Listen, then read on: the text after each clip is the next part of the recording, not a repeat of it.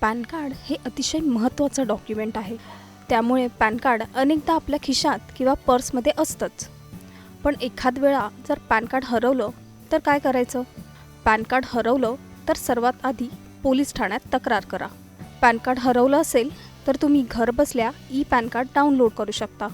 Income tax विभागाची website www.incometax.gov.in वर log in करा.